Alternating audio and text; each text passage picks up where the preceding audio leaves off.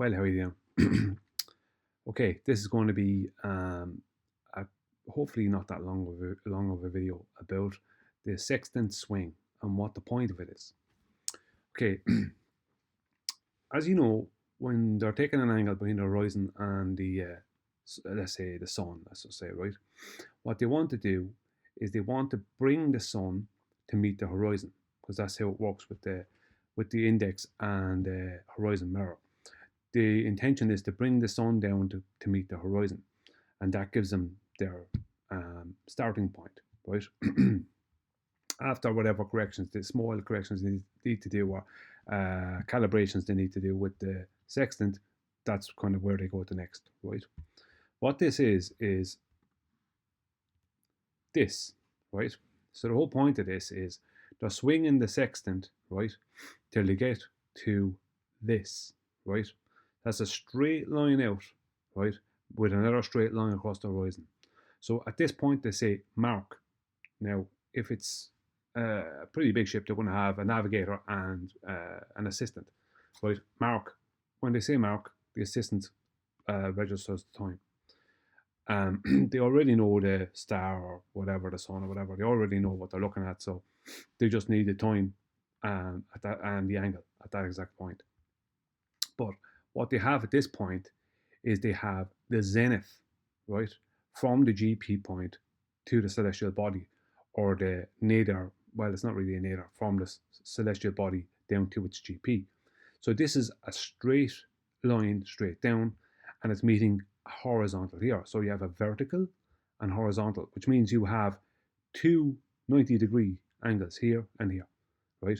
But you also have, with the line that will be coming out from where you are, will also be making a 90 degrees here, right? So, and another 90 degrees back at the observer. But you don't have all that exactly yet. You have basically this, right? But you don't have it all exactly yet. So this is where this leads to, right? This leads to you having, there's the sun, there's the observer, right? This is the zenith from the GP point, which is here, to the sun or star, right? And this is the observer zenith, but they don't have a correct zenith yet, a correct perpendicular yet here, because they haven't done the height of void correction. So what they've gotten is this much, right? This zenith here, let's call it zenith 1. They have zenith 2.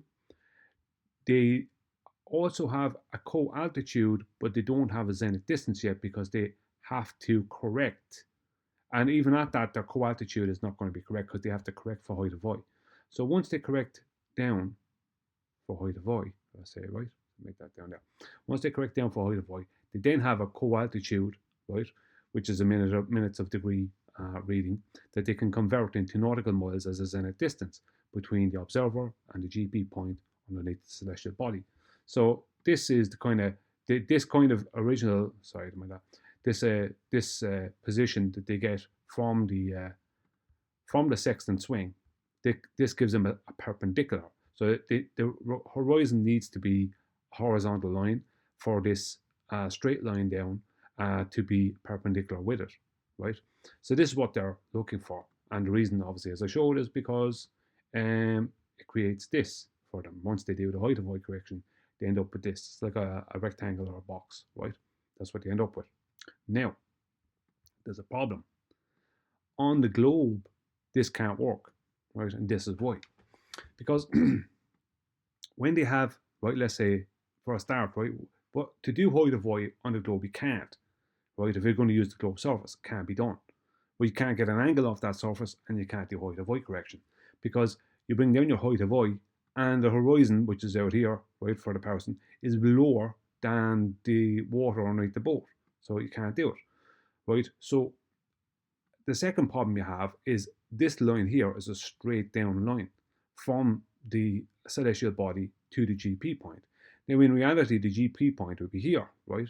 But if you do the same process on the globe, it ends up with their GP point being down here, right? Which is crazy, right? Because even if they did a height of void correction here, right, even if they could do it, right, and just, right, they'd have a straight line out from here, which would have nothing to do with their curved surface, right?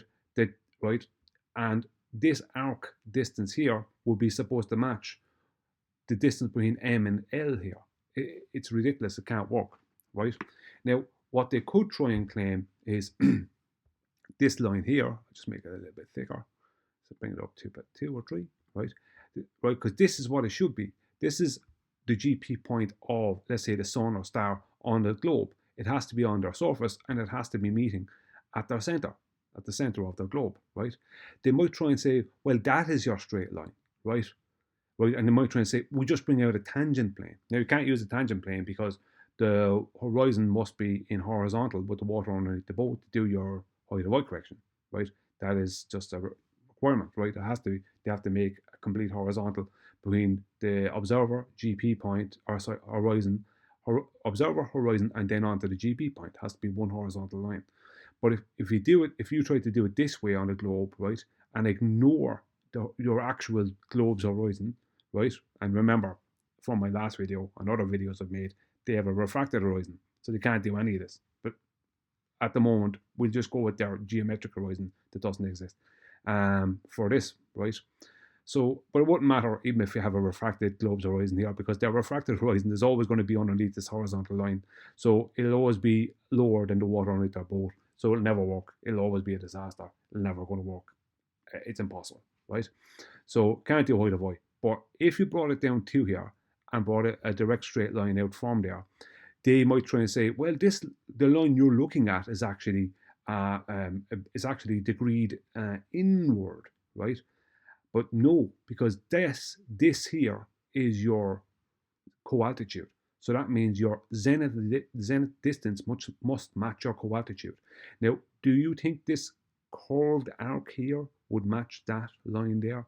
No, it wouldn't. You won't curve this arc and it'll be about here, if you're lucky, right? So you will always be wrong.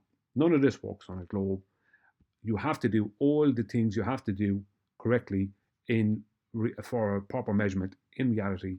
And once you do it in reality, which ends up looking like this from an orthographic side-on point of view, which we're not doing because it's all perspective measurement. Once you complete this here, right, and you have your measurement, then if you want, mathematically, you can bring it into the center of a mathematical globe and you can measure what you're claiming to be an arc length, which is actually just horizontal zenith distance, and go from there and do what you want, make up anything you want, and you can hijack the celestial sphere model all day long, even though it's not a sphere. It's only based off a protractor, and protractors are based off perspective. That's what's going on here. So what's actually going on is this is reality up here, right? This here, right? You get this in reality, right? And this gives you this after height of Y correction, right? The thing you can't do on the globe. And then after you've done that, you can pretend that you're on a globe. If you want, you can pretend. You just like you can with other things. You can, once you've gotten past the reality, you can then use maths and pretend to yourself you're on the globe, when in reality you're actually not on the globe. You're on a horizontal flat plane with elevation changes, because that's reality. There you go. There's no way around it. They can't do this. The whole point of this here, kissing the horizon with the lower limb of the celestial body, the whole point of that is to create a perpendicular. So you can go on to create this after your height of Y correction. But on the globe you can't do. Sorry, make that. Yeah. But on the globe you can't do any of those things because it's got a curved surface, and the whole thing is crazy and wrong, and none of it works. In reality, none of the measurements work. They all have to be measured in reality on a horizontal plane.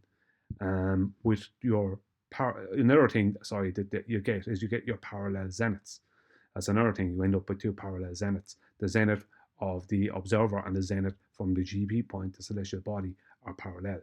That's why you can have your co-altitude, and that matches your zenith distance because you're using a right angle triangle.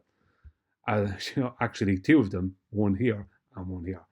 But people deny that this is happening because they don't want to accept that it is. It's very difficult for some people, very, very difficult. They have a lot of hardship in the future because they can't let go of a belief. But hey, if you want to measure everything in reality on a horizontal plane and then use your belief to try and make it out to be a globe if you add maths. That's on you. But this part here that you need can't be denied. Thanks for watching.